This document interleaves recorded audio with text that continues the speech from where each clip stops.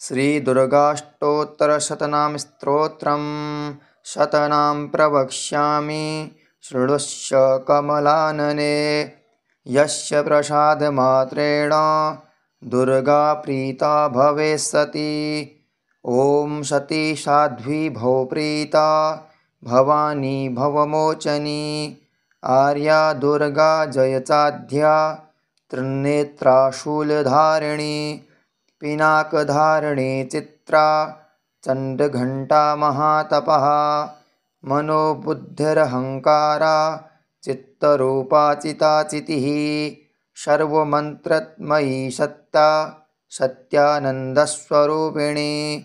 अनन्ता भावनी भाव्या भव्या भव्या सदा गतिः।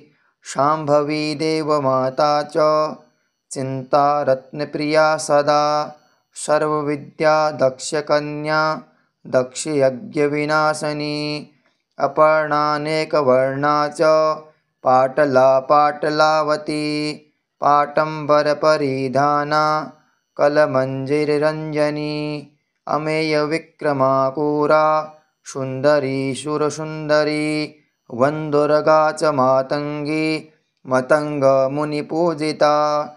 ब्राह्मी माहेश्वरी चेन्द्री कौमारी वैष्णवी तथा। चामुण्डा चैव वाराही लक्ष्मीश्च पुरुषाकृतिः।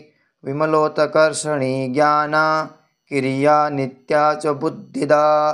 बहुला बहुलप्रेमा सर्ववाहनवाहना। निशुम्भशुम्भहननी महिषासुरमर्दनी। मधुपकैटभहन्त्री च चण्डमुण्डविनाशिनी। सर्वासुरविनाशा च सर्वदानवघातिनी। सर्वशास्त्रमयी सत्या सर्वास्त्रधारिणी तथा। अनेकशस्त्रहस्ता च अनेकास्त्रधारिणी। कुमारी चैककन्या च केशोरी युवती यतः। अप्रौढा चैव प्रौढा च वृद्धमाता बलप्रदा। महोदरी मुक्तकेशी घोररूपा महाबला। अग्निज्वाला रौद्रमुखी कालरात्रिस्तपस्विनी। नारायणी भद्रकाली विष्णुमाया जलोदरी। शिवदूती कराली च अनन्ता परमेश्वरी। कात्यायनी च सावित्री प्रत्यक्षा ब्रह्मवादिनी।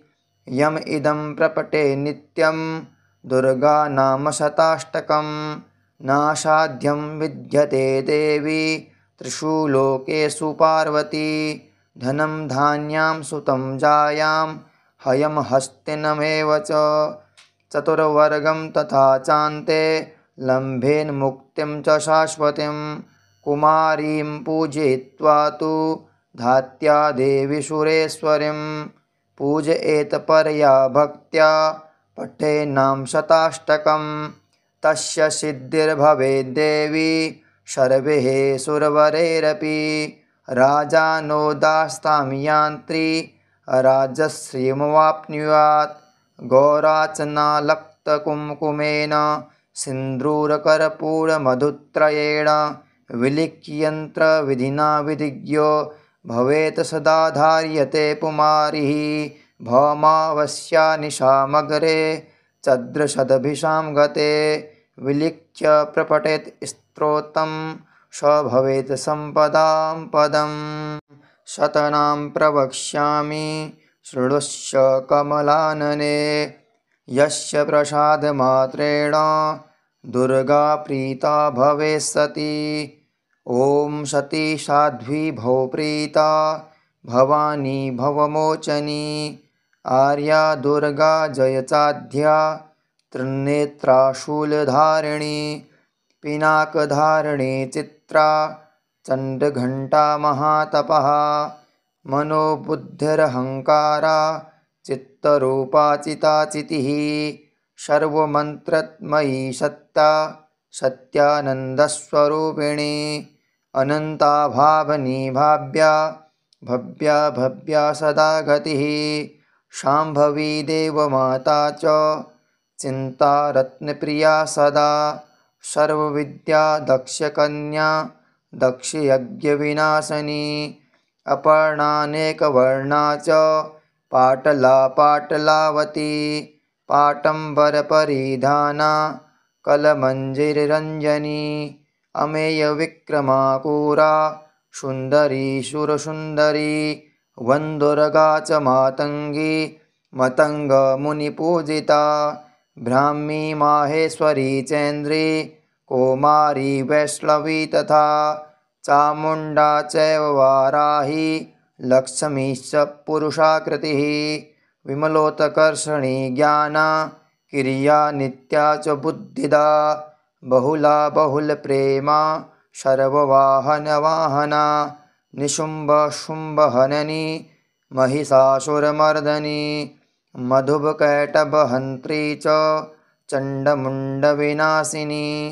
सर्वासुरविनाशा च सर्वदानवघातिनी सर्वशास्त्रमयी सत्या सर्वास्त्रधारिणी तथा अनेकशस्त्रहस्ता च अनेकास्त्रधारिणी कुमारी चैककन्या च केशोरी युवती यतः अप्रौढा चैव प्रौढा च वृद्धमाता बलप्रदा महोदरी मुक्तकेशी घोररूपा महाबला अग्निज्वाला रौद्रमुखी कालरात्रिस्त्रपश्वनी नारायणी भद्रकाली विष्णुमाया जलोदरी शिवदूती कराली च अनन्ता परमेश्वरी कात्यायनी च सावित्री प्रत्यक्षा ब्रह्मवादिनी यम इदं प्रपटे नित्यं दुर्गा नाम शताष्टकं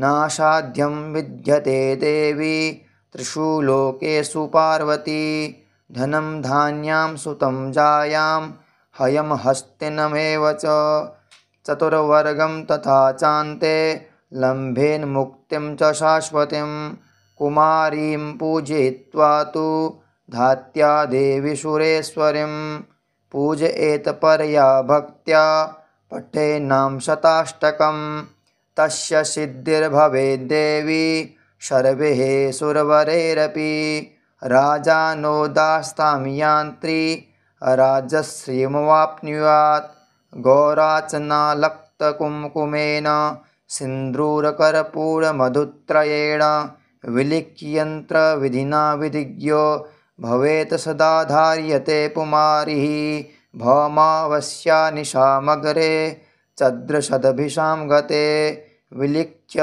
प्रपठेत् स्तोत्रं स भवेत् सम्पदां पदम्।